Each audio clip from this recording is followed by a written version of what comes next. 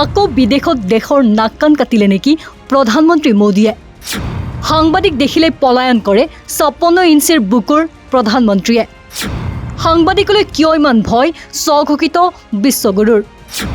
নৰৱেৰ পিছত অষ্ট্ৰেলিয়াতো সংবাদমেলৰ পৰা পলায়ন প্ৰধানমন্ত্ৰী মোদীৰ। প্ৰধানমন্ত্ৰী মোদীক তীব্ৰ কটাক্ষ অষ্ট্ৰেলিয়ান সাংবাদিকৰ। অষ্ট্ৰেলিয়াৰ ৰাজপথত প্ৰধানমন্ত্ৰী মোদীক সাংবাদিকৰ পোনপটীয়া কটাক্ষ। প্ৰধানমন্ত্ৰী মোদীয়ে কেতিয়াও অপ্ৰস্তুত প্ৰশ্নৰ উত্তৰ নিদিয়ে। স্ক্ৰিপ্টেড সংবাদমেলহে সম্বোধন কৰে প্ৰধানমন্ত্ৰী মোদীয়ে। বিদেশ ভ্ৰমণলৈ গৈ কেৱল কেমেৰাৰ সন্মুখত পোজ দিয়াতেই ব্যস্ত নেকি প্ৰধানমন্ত্ৰী নৰেন্দ্ৰ মোদী? মেলবৰ্ণত অষ্ট্ৰেলিয়াৰ এগৰাকী সাংবাদিকে কৰা এটা মন্তব্যই এতিয়া ছ'চিয়েল মিডিয়াত তোলপাৰ লগাইছে। প্ৰধানমন্ত্ৰী মোদীয়ে যে সংবাদমেলৰ পৰা সদায় নিৰাপদ দূৰত্ব বজাই ৰাখে, সেই পুৰণি বিতৰ্কক পুনৰবাৰ উনুকিয়াই 7 নিউজৰ সাংবাদিক ব্লেক জনছনে মোদীক তীব্ৰ কটাক্ষ কৰে।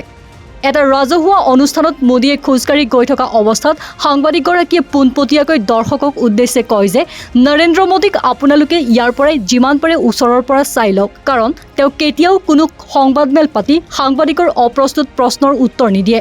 বৰঞ্চ তেওঁ কেৱল পূৰ্ব নিৰ্ধাৰিত আৰু পৰিচালিত অনুষ্ঠানতহে অংশগ্ৰহণ কৰিবলৈ বেছি ভাল পায়। সাংবাদিকগৰাকীৰ এই প্ৰত্যক্ষ সমালোচনাৰ ক্লিপটো নিমিষতে ভাইৰেল হৈ পৰে আৰু ভাৰতৰ বিৰোধী ৰাজনীতিবিদ তথা সমাজকৰ্মীসকলেও ইয়াক ব্যাপকভাৱে শ্বেয়াৰ কৰে।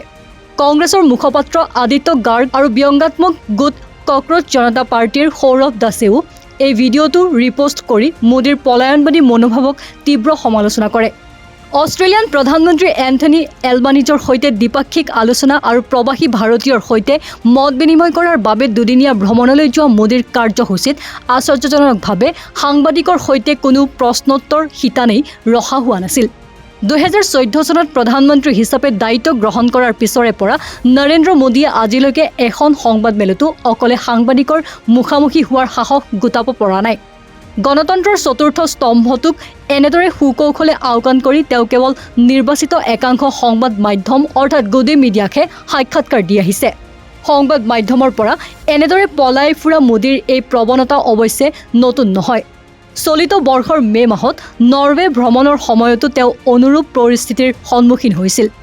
নৰৱেৰ প্ৰধানমন্ত্ৰীৰ সৈতে এক যুটীয়া অনুষ্ঠানৰ অন্তত স্থানীয় সাংবাদিক হেলিলিং ভেনছেনে মোদীক প্ৰশ্ন কৰিছিল, প্ৰধানমন্ত্ৰী মোদী, আপুনি বিশ্বৰ আটাইতকৈ স্বাধীন সংবাদ মাধ্যমৰ পৰা কেইটামান প্ৰশ্নৰ উত্তৰ কিয় নিদিয়ে? কিন্তু সদায় কৰাৰ দৰে মোদীয়ে এই প্ৰশ্নৰ কোনো উত্তৰ নিদি মৌনতা অৱলম্বন কৰি পলায়ন কৰিছিল। পিছত ভাৰতীয় বিষয়াই ভাৰতৰ গণতন্ত্ৰ মাতৃ বুলি কৈ পৰিস্থিতি চম্ভালিবলৈ চেষ্টা কৰিলেও বিৰোধীয়ে মোদীৰ এই ভয়াতুৰ মনোভাৱক কঠোৰ সমালোচনা কৰিছিল। নিৰ্বাচনী সভাত একপক্ষীয় ভাষণ দিয়া আৰু মন কী বাতত নিজৰ কথা কোৱাকে যদি প্ৰশ্নৰ উত্তৰ দিয়া বুলি ভবা হয়, তেন্তে এখন বৃহৎ গণতান্ত্ৰিক দেশৰ প্ৰধানমন্ত্ৰীয়ে প্ৰকৃততে সাংবাদিকৰ প্ৰশ্নলৈ ইমান ভয় কৰে কিয়, সেয়া এক ডাঙৰ সাঁথৰ হৈয়ে ৰ'ল। News desk report, north east নাও।